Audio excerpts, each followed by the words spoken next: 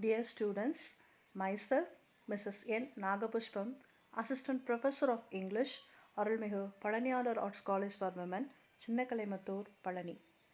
And today in this video, I am going to talk about I Am Not That Woman, written by Kishwar Nahid. Kishwar Nahid is a feminist Urdu poet whose poetry mainly centers around the plight of women. She was born in India and later migrated to Pakistan. Nahid was a witness to the gory scenes of partition in India. Her reading helped her in so many ways, especially her writing career was shaped by it. Her poem, We Sinful Women, is sometimes lauded as a feminist anthem in Pakistan.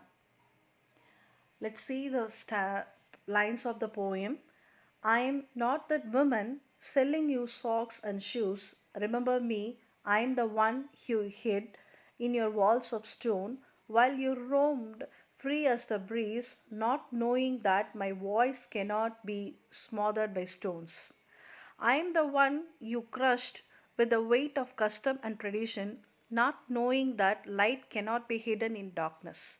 Remember me, I am the one in whose lap you picked flowers and planted thorns and embers, not knowing that chains cannot smother my fragrance. The poem opens with the poet saying that she is not that woman on the advertisement poster who sells socks and shoes. She reminds the men that she is the woman whom men hid in stone walls while they roamed free like the breeze. But the poet says that the men did not know that her voice couldn't be stopped by the stone. This stanza points to the hypocrisy of men.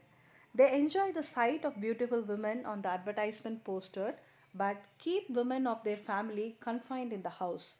They treat actresses as cheap women and the women of their family as good, cultured women. This shows their double standards.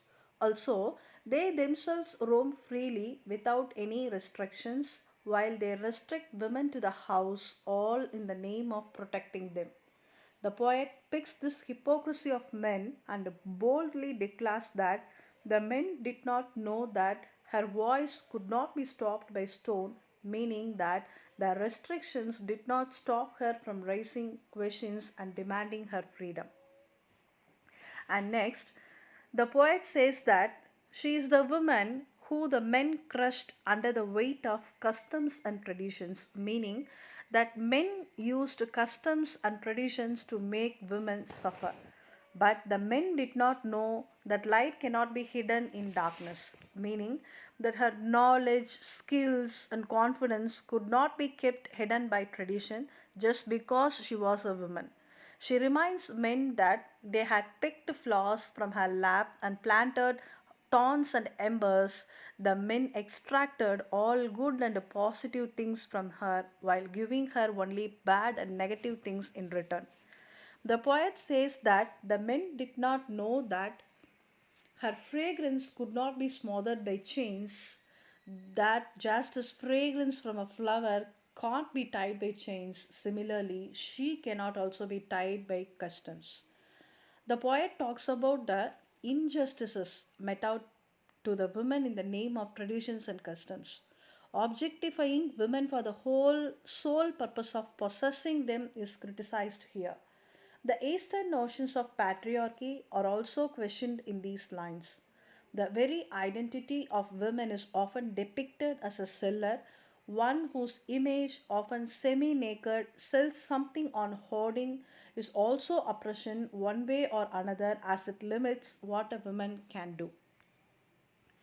And the last stanza, I am the woman whom you bought and sold in the name of my own chastity, not knowing that I can walk on water when I am drowning. I am the one you married off to get rid of a burden, not knowing that a nation of captive minds cannot be free. I am the commodity you traded in my chastity, my motherhood, my loyalty. Now it is time for me to floor free. The woman on that poster, half naked, selling socks and shoes, No, no, I am not that woman.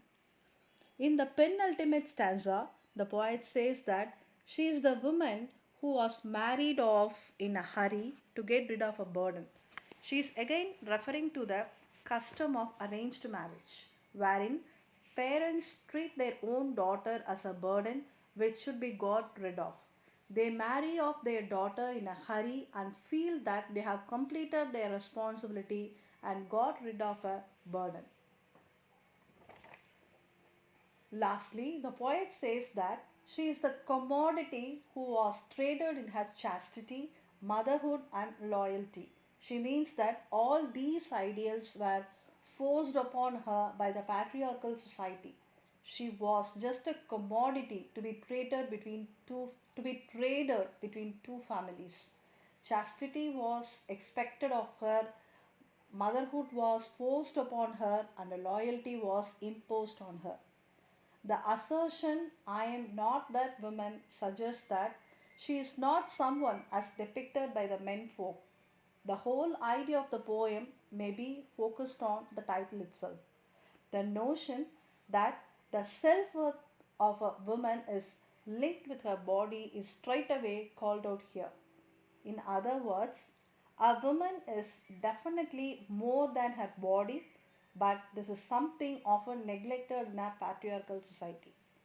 Her dreams, plans, ambitions, and all other thoughts are buried by the societal prejudices. The parents do not take their daughter's opinion in the matter of marriage.